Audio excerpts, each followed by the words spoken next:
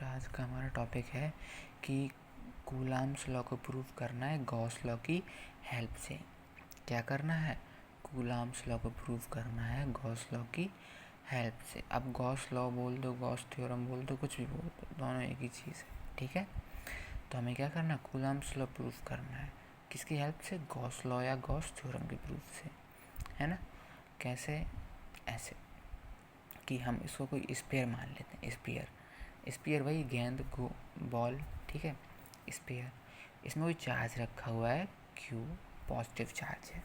कैसा चार्ज है? Positive charge है, ठीक है। अब क्या करते हैं कि हम यहाँ पे एक छोटा सा एरिया मान लेते हैं। देखो बिल्कुल छोटा सा एरिया है, मान लिया। अब पॉजिटिव चार्ज है तो इसकी इलेक्ट्रिक फील्ड कहाँ निकलेगी? बाहर की तरफ। नेगेटिव चार्ज होता तो इसकी इलेक्ट्रिक फील्ड कहाँ निकलती? अंदर की तरफ। तो इसकी इलेक्ट्रिक चीज़ बाहर की तरफ हर डायरेक्शन निकलेगी ना। लेकिन हम क्या करेंगे, हम सिर्फ इस एरिया के साथ काम कर रहे हैं ना, तो इस एरिया से पास कराते हैं। आ जाओ, ये लो, इसकी इलेक्ट्रिक फील्ड E होगी बाहर की तरफ, हाँ, है ना। ठीक है, अब पूरे एरिया को तो क्या बोलते हैं? फुल स्फीयर के एरिया को क्या बोलते हैं? फुल स्फीयर के एरिया को हम A बोल देते हैं, ठीक है। तो इस छोटे से एरिया को क्या बोलेंगे? इस छोटे से एरिया को बोलते हैं हम DA वेक्टर। अब DA वेक्टर क्यों लिखा? अब लिखते हैं, जो छोटा सा एरिया होता है ना उसको DA लिखते हैं। DA का मतलब होता है एक छोटा सा पार्ट, उसका छोटा सा हिस्सा, उसका छोटा सा डेरिवेटिव, बिल्कुल छोटा सा मामूली सा टुकड़ा, है ना। अब देखो वेक्टर है ना, तो इसमें डायरेक्शन भी होगी। अब सीधी सी बात है, छोटा सा पॉइंट है, कहीं ना कहीं तो डायरेक्शन होगी। तो हाँ, डायरेक्शन तो होगी। तो डायरेक्शन पता कहाँ होती है? सरफेस के परपेंडिकुलर, है ना। इसकी सरफेस कहाँ है? ये है ना, तो इसके परपेंडिकुलर कहाँ होगा? इसका परपेंडिकुलर यहीं तो होगा, इसी के ऊपर। ये इसका परपेंडिकुलर होगा ना। बोलो हाँ, बात तो सही है, परपेंडिकुलर तो है। देखो ना, एरिया के परपेंडिकुलर है इसके। देखो ये 90 डिग्री बन रहा है ना। हाँ, अब एक बात बताओ, DA के बीच में और E के बीच में एंगल कितना है? थीटा कितना होगा? Theta 0 degree. अब 0 डिग्री क्यों हुआ? क्योंकि एक दूसरे के ऊपर आ गए ना। एंगल कब होता है? जब ये इस दूरी पे होते, यहाँ होते, ऐसे होते, तो ये जो दूरी होती है उसको एंगल बोलते हैं। अब इस पे आ गया बिल्कुल, कहाँ एंगल है इनके बीच में? कुछ, कितना एंगल है? 0 ही तो हुआ ना। यहाँ होता तो हाँ, अब एंगल बता सकते थे, अब एंगल बता सकते, अभी भी एंगल, अभी भी एंगल। यहाँ क्या है? कुछ नहीं, 0 डिग्री है। तो इसलिए थीटा क्या होगा? 0 होगा, है ना। चलो अब इस छोटे से एरिया के लिए क्या करते हैं? इलेक्ट्रिक फ्लक्स निकालते हैं। क्या निकालते हैं? इलेक्ट्रिक फ्लक्स, ठीक है। अब इलेक्ट्रिक फ्लक्स होता क्या है? इलेक्ट्रिक फ्लक्स होता है कि अभी छोटे से एरिया के निकाल रहे हैं ना, तो सीधी से इलेक्ट्रिक फ्लक्स को ये लिखते हैं हम लोग, ये, है ना। अब छोटे से एरिया के निकाल रहे हैं ना, छोटे से एरिया का, तो उसके आगे D लग जाएगा, है ना। बराबर किसके इक्वल होता है? ये इलेक्ट्रिक फील्ड इनटू एरिया है। Electric field into area, area क्या है? एरिया छोटू सा एकदम नन्नू सा, DA वेक्टर, यही तो होगा। यहाँ देखो, इलेक्ट्रिक फ्लक्स का फॉर्मूला क्या होता है? E इंटू ए, यानी इलेक्ट्रिक फील्ड इंटू एरिया, उसे बोलते हैं इलेक्ट्रिक फ्लक्स, ठीक है। यानी एक एरिया में कितनी इलेक्ट्रिक फील्ड पास हो रही है उसे इलेक्ट्रिक फ्लक्स बोलते हैं, है ना। यही तो कहना चाह रहे, ठीक है। अब इलेक्ट्रिक फ्लक्स हम छोटे से बिल्कुल इस एरिया के लिए निकाल रहे हैं ना, तो इलेक्ट्रिक फ्लक्स भी तो छोटू सा आएगा। हाँ, तो जो चीज़ छोटू सी होती है ना उसके आगे D लगा देते हैं, है ना। अब ऐसे ही एरिया बिल्कुल छोटू सा लिया है ना, तो उसके आगे भी D लगा दिया, ठीक है। वेक्टर है तो इसलिए वेक्टर का सिंबल लगा दिया, है ना। चलो हाँ, बात सही है। अब ये एज इट इज़ लिखा रहने दो, है ना। इलेक्ट्रिक, अब क्या है कि ये डॉट प्रोडक्ट में है ना, तो हमें पता है कि इसको मल्टीप्लाई करने के लिए हमें क्या करते हैं? हम इसको डॉट प्रोडक्ट, वो वेक्टर का ये सिंबल हटाने के लिए सिंपल करते हैं कॉस थीटा से DA। अब इस वेक्टर की जगह क्या लगा देते हैं? कॉस थीटा ही तो लगाते हैं। हाँ, ये तो पढ़ा ही है पहले, है ना। अब थीटा की वैल्यू कितनी है? 0, क्योंकि इनके बीच में एंगल कितना है? 0। इसके और इसके बीच में एंगल कितना है? देखो ना, इसके और इसके बीच में 0 है, एक दूसरे के ऊपर लाई कर रहे हैं। तो कितना हो जाएगा ये बेटा? कुछ नहीं, डी ए कॉस 0 डिग्री होगा, है ना। क्या होगा, डी ए कॉस 0 डिग्री। अब 0 डिग्री कॉस 0 की वैल्यू कितनी होती है, 1 होती है। ट्रिग्नोमेट्री में पढ़ाया था ना मैंने आपको लास्ट टाइम। कॉस 0 की वैल्यू कितनी होती है, 1 होती है। अब इसका 1 होती है वैल्यू, अब 1 का मल्टीप्लाई किसी में भी करो, आंसर वही आने वाला है। आ गया। अब पूछोगे इसमें उसमें फ़र्क ही क्या रह गया, वेक्टर हट गया ना। अब ये सिंपल सी वैल्यू बन गई, ये हो गया, है ना। अच्छा, ये तो छोटे से एरिया का है। अब एक बात, तो ये छोटे छोटे छोटे छोटे छोटे छोटे बहुत सारे एरिया अगर जोड़ दिए जाएँ, बहुत सारे एरिया जोड़ दिए जाएँ, तो ये पूरा कंप्लीट स्फीयर बन जाएगा। हाँ, अरे उसी तरीके से जैसे एक ईंट को जोड़ जोड़ के दीवार बन जाती है ना। और दीवारों को जोड़ जोड़ के घर बन जाता है, उसी तरीके से इस छोटे से एरिया को जोड़ जोड़ के धीरे धीरे बहुत सारे एरिया को छोटे छोटे एरिया को जोड़ जोड़ के क्या बन जाएगा, पूरा स्फीयर का एरिया बन जाएगा ना। हाँ, बात तो सही है ना। अब ये जोड़ेंगे कैसे, इसको ऐड करेंगे कैसे। हाँ, तो उसको ऐड करने के लिए एक वर्ड आता है, इंटीग्रेशन। इनको ऐड करने के लिए एक वर्ड आता है इंटीग्रेशन। इंटीग्रेशन का सिंबल ये होता है, ये इंटीग्रेशन एक एडिशन का वर्क करता है, एक मल्टीप्लिकेशन का वर्क करता है बल्क क्वांटिटी में। अब चूँकि हमें वैल्यू पता नहीं कितनी बार करना पड़ेगा, इसलिए हम ये वाली जिस चीज़ में हमें फाइनाइट चीज़ पता ना हो उसमें इंटीग्रेशन यूज़ करते हैं। देखो, इसमें कहाँ पता है कि कितनी बार ये रखना पड़ेगा, पता है क्या। अगर पता होता, अगर सपोज़ करो पता होता कि इतने एरिया को 10 लाख बार रखना है, तो इस एरिया को इंटू 10 लाख कर देते, सीधा सीधा आंसर आ जाता। अब हमें तो पता ही नहीं ना कितनी बार रखना पड़ेगा, तो इसलिए इंटीग्रेशन का यूज़ करते हैं। ये सब हैंडल कर लेता है ना। और क्या, ये पावरफुल है, ये इसका ये यूज़ होता है ना। तो अब क्या करेंगे, इंटीग्रेशन करेंगे तो बोथ साइड ही करना पड़ेगा ना, integration on both side. Obviously both side करना पड़ेगा, क्योंकि अब इसका तो, अब एक बात था, सीधी सी बात है, इलेक्ट्रिक फ्लक्स भी तो पूरे एरिया का निकलेगा अगर हम इसको एरिया कंप्लीट करेंगे तो। हाँ, तो चलो इंटीग्रेशन का सिंबल लगाया, बाकी सब ऐसे ही लिख दिया, equals to integration both side हुआ ना, इसलिए। हाँ, अच्छा एक बात बताओ, इलेक्ट्रिक फ्लक्स को जब छोटे बहुत सारे इलेक्ट्रिक फ्लक्स को हम जोड़ देंगे सबको, तो वो कंप्लीट इलेक्ट्रिक फ्लक्स निकलेगा ना। जैसे छोटे छोटे एरिया को जोड़ के कंप्लीट एरिया निकलेगा, ऐसे छोटे छोटे इलेक्ट्रिक फ्लक्स को जोड़ के कंप्लीट इलेक्ट्रिक फ्लक्स निकलेगा ना। तो वही तो किया, लो निकल आया।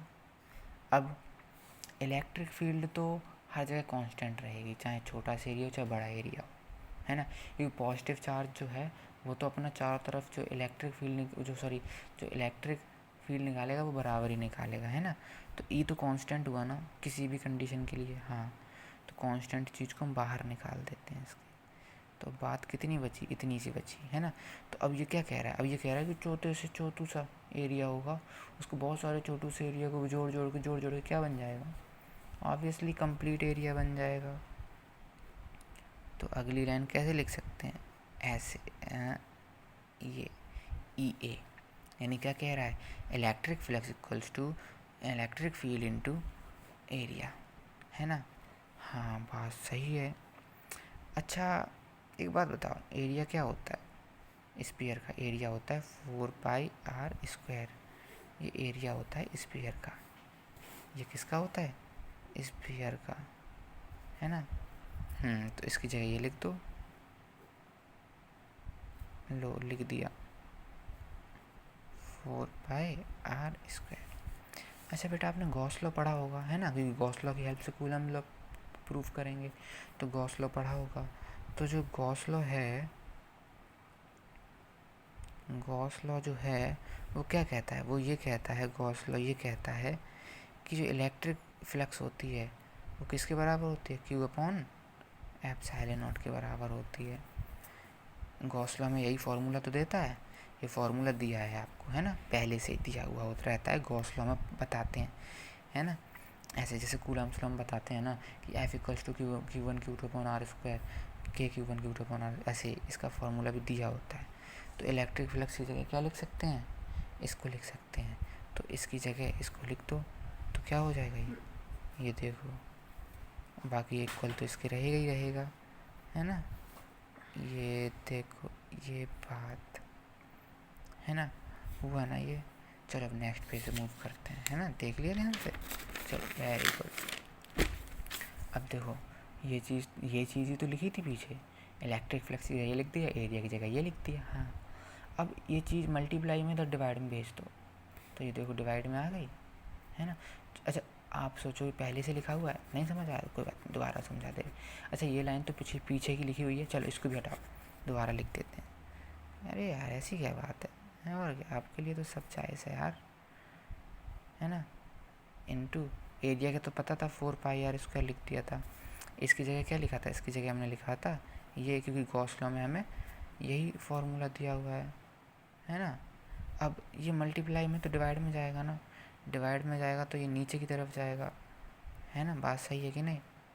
तो ये एप्सिलॉन नॉट के मल्टीप्लाई में तो जाएगा, क्योंकि ये देखो ना क्यू की डिवाइड में आ गया, और ये किसके बराबर है, इलेक्ट्रिक फील्ड के बराबर। तुम्हारी इलेक्ट्रिक फील्ड कितनी निकली, इतनी निकली, है ना, इलेक्ट्रिक फील्ड इतनी निकली। अच्छा सपोज़ करो कि मैं यहाँ कोई चार्ज रख दूँ, यहाँ पे क्यू नॉट एक चार्ज रख दिया मैंने यहाँ पे, है ना, रख दिया। तो अब इस चार्ज की वजह से कुछ फोर्स लग रहा होगा ना, क्योंकि दोनों पॉजिटिव चार्ज हैं, ऑब्वियसली रिपेल तो करेंगे, फोर्स तो एक दूसरे पे लगा ही रहे होंगे ना। हाँ तो चलो अच्छा ये बता, तो ये निकालते कैसे हैं फोर्स निकालते कैसे हैं, फोर्स कैसे निकालेंगे, हमने क्या चार्ज माना था, लेट पॉइंट चार्ज लिखते हैं, हाँ पॉइंट लिख दो, पॉइंट चार्ज क्या माना था हमने, क्यू नॉट ऑन सरफेस भी तो माना था। हाँ तो अभी बात बताओ, जो पहले वाला क्यू चार्ज है वो इस पर फोर्स लगाएगा ना, तो फोर्स कैसे निकालते हैं, फोर्स निकालते हैं इलेक्ट्रिक फील्ड इनटू चार्ज, ऐसे तो फोर्स निकालते हैं। फोर्स का फॉर्मूला यही तो होता है, इलेक्ट्रिक फील्ड इनटू चार्ज। हाँ बात तो सही है। तो इलेक्ट्रिक फील्ड का फॉर्मूला तो हमने ये देख ही लिया, ये लिखा हुआ है। तो Q not into electric field का फॉर्मूला क्या है, Q upon epsilon not 4πr²। तो इसको थोड़ा सा अरेंज कर दो सही तरीके से, तो ये क्या हो गया, क्यू नॉट क्यू अपॉन है 4π एप्सिलॉन नॉट अपॉन r²। देखो यही तो हम लोगों ने पढ़ा था, और 4π एप्सिलॉन नॉट किसके बराबर होता है, k के बराबर होता है। चलो थोड़ा सा इसको और अच्छे से लिखते हैं, अच्छी राइटिंग में थोड़ा कट हो गया था, है ये सॉरी, हाँ ये किसके बराबर होता है, k के बराबर होता है। बाकी ये Q1 Q2 अपॉन r² तो होता ही है, और ये k के बराबर होता है, यही तो फॉर्मूला होता है। तो लो देखो गॉस लॉ की हेल्प से ही तो किया मैंने पूरा, है ना। चलो एक बार समझा देता हूँ फिर से रिकैप करूँ।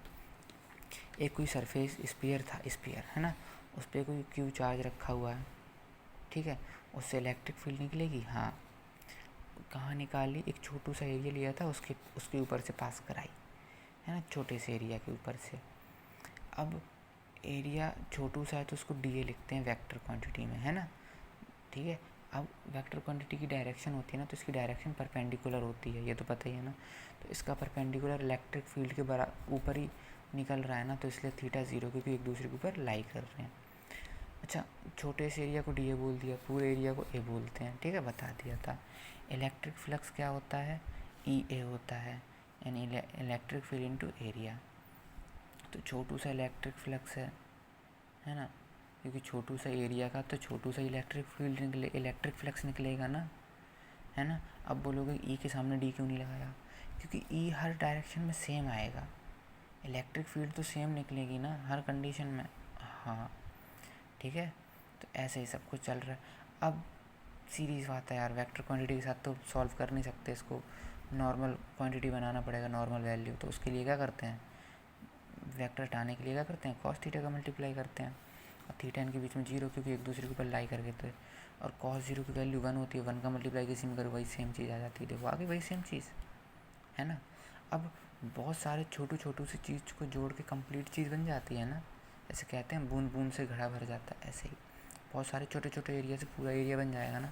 ऐसे बहुत सारे छोटे से जब पूरा एरिया पूरा बढ़ा रहे हैं तो फिर फ्लक्स भी तो अपने आप बढ़ेगा ना। तो फ्लक्स भी इंटीग्रेशन बोथ साइड होगा। तो जब बोथ साइड छोटू छोटू सा फ्लक्स, बहुत सारे छोटे छोटे फ्लक्स ऐड हो जाएंगे तो कंप्लीट फ्लक्स बन जाएगा ना। अब इलेक्ट्रिक फील्ड चेंज होता नहीं है, इलेक्ट्रिक फील्ड तो कांस्टेंट है, तो कांस्टेंट चीज़ को बाहर ले लेते हैं। अंदर बचा एरिया, तो बहुत सारे छोटू से एरिया को, बहुत सारे छोटू से एरिया क्या मिलके बनता है, पूरा कंप्लीट एरिया। तो देखो ये आ गया है ना। एरिया क्या होता है स्फीयर का, 4πr²। ठीक है, ठीक है, 4πr²। देखो वही सेम, देखो सब कुछ लिखा हुआ है, एक ही जगह क्या है 4πr² लिख दिया। ठीक है, अब आपने गॉस लॉ में पढ़ा होगा, पीछे गॉस लॉ में आपको ये फॉर्मूला दिया होगा, electric flux equals to Q/ε0, है ना, दिया हुआ है।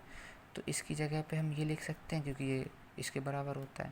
तो देखो लिख दिया एज इट इज़, हाँ है ना, लिख दिया। तो देखो यही चीज़ तो लिखी हुई है, इसकी जगह पे ये लिख दिया था। हाँ, अब ये मल्टीप्लाई में इसको डिवाइड में जाएगा ना इस तरफ इक्वल के, तो देखो डिवाइड में आ गया ना, आ गया। तो इलेक्ट्रिक फील्ड का फॉर्मूला निकल के आ गया। अब वही हम क्या करेंगे कि इसी सरफेस पे दूसरा पॉइंट चार्ज रख दिया Q0, है ना। अब दो चार्ज आपस में या तो रिपेल करेंगे या तो अट्रैक्ट करेंगे एक दूसरे को, है ना, डिपेंड करता है साइन पे कि कौन से पॉजिटिव चार्ज नेगेटिव साइन, है ना। तो एक दूसरे फोर्स तो लगाएंगे ना, अल्टीमेटली एक दूसरे पे फोर्स तो लगाएंगे ही। तो फोर्स कैसे निकालते हैं, तो फोर्स निकालते हैं force equals to electric field into charge. यही होता है ना formula, electric field into charge, chapter की शुरुआत में ही पढ़ा था। तो इलेक्ट्रिक फील्ड का फॉर्मूला ये आया, तो एक ही जगह इलेक्ट्रिक फील्ड का फॉर्मूला लिख दिया और Q तो था ही। तो इसको अरेंज करके देखो ये आ गया थोड़ा, है ना, इसको ऐसे करके लिख दिया। तो ये देखो कूलम्ब्स लॉ तो बन गया, F equals to 1/4πε0 into Q1 into Q2/r², होता है। देखो ना कूलम्ब्स लॉ तो होता है ये। तो बेटा हो गया प्रूफ। कोई डाउट है तो कमेंट में बता देना।